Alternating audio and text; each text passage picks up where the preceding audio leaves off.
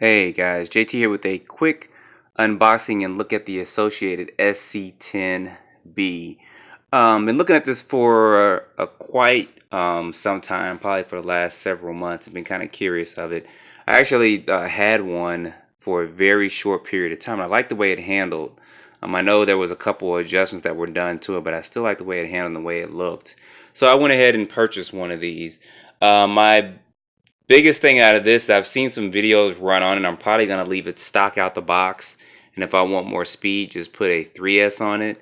And I may change the gearing out on the spur gear to 32 pitch instead of 48 pitch, because I do have some 32 pitch gears that will fit this buggy pretty nice. And I'll probably try to do a side-by-side running in comparisons against my SC10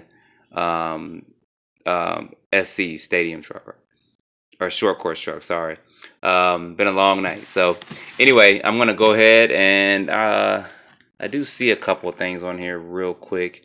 I'm noticing that Associated did update their 3300 motor and speed controller. So I'm hoping that if this focuses in some, don't know if it will or if it won't. There we go. If I do get the updated motor and stuff in here. So let me crack this box open real quick and see what we got. Yeah, I forgot it does come with this XP2G radio. I don't think it's the 3G. The 3G is going to be a 4-channel radio. And I forgot how well Associated secures their cars in here. But that's the car in there, and I'll get that out in just a minute. Just a quick look. Of course, they give you some basic tools and stuff in here as well, which is good. They've always been good at giving you tools and instructions and stuff. I was hoping that this might have had the updated radio in it. They probably haven't gotten around to updating them yet. That came with my T4.3. The radio is a little bit smaller, and it did come with a better servo in there as well. So, and I can see also from here it does have the new motor in it. I can tell because of these wires are a lot thicker than the other one. I'll see if I can find that motor real quick as I cut this out and show you guys the comparisons with that as well. So anyway, this is the car out the box, and just to show you guys real quick the differences, this is the old Reedy motor. It's a 3300, of course. They would always include these in their kits and stuff, and this thing it's a bulletproof motor, I would say, just about. I mean, although it's not the most powerful, it's still, I've had this, as you see, for a very long time. And it's still held up pretty well. But it is a little bit shorter than your average 540 size. But if you compare it, you probably can't see it the best there. The new motor seems to actually be a 540 size, so it's going to be a little bit larger than this motor. But the biggest difference also, not just the construction of the motor, but you see the wires. These gauge wires on this motor, on the new one, is going to be a lot thicker than these. So of course that means this is also going to be a better performing motor. But it's still a 3300 kV motor, but it still performs well because I do have this in my SC10 as well, and I have not changed anything in that. So just a quick comparisons, I do have my SC10 here as well, just so you guys can see, because I know that when I first saw this years ago, I thought it was going to be the size of their buggy, the RC10.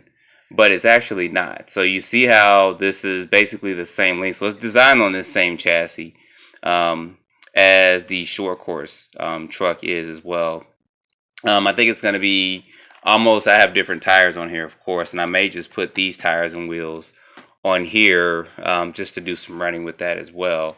But scoot this sucker over just a bit, and you see width-wise, so this is basically the same thing. Just in case you guys are kind of curious, you know, of that shock setup, you see all that's literally the same as well. Those look somewhat goldish. Let's see. And then these look gold and those look silver. So it may be a little differences in the shock springs, but the dampening seems to be the same on both of these as well. So I've seen tons of videos of this truck run and how it handles, or this buggy run and how it handles, and it handles good. So I'm pretty excited about trying to get this thing out really soon and running. And I'm gonna run it on 2S and of course on 3S, on road, off road. And if I can get to this track, then I will definitely run this thing on the track as well. Give me 1 second. I'm gonna get this body off as well. Okay, the little fidgeting. I got the body off. It actually clips down into these. I didn't want to break anything off trying to get that off. But you see the layout too. That looks probably familiar to a lot of you guys. The only difference is, of course, the body is different. And I believe the shock tower as well is a little bit different than what comes on the short course version, because they have to fit this unique style bumper and stuff on it as well. But you know, basic layout comes with your Dean's connectors on here. This speed controller is good up to 3S. And I think, if I can recall reading the instructions, the highest kV you can put on here for this ESC to run 3S is 3300. You guys see how thin these ESC wires are compared to the motor wires. As always, Associated does a good job from the cars I've had of setting them up out the box to run well. I did have a rival at one point that was missing some stuff, but this seems to have all the pieces here. Radio is, like I said, the basic, what they had been including in their kits is the XP2G. This is basically a 2-channel radio, and then they have a 3G as well. That's 3-channel.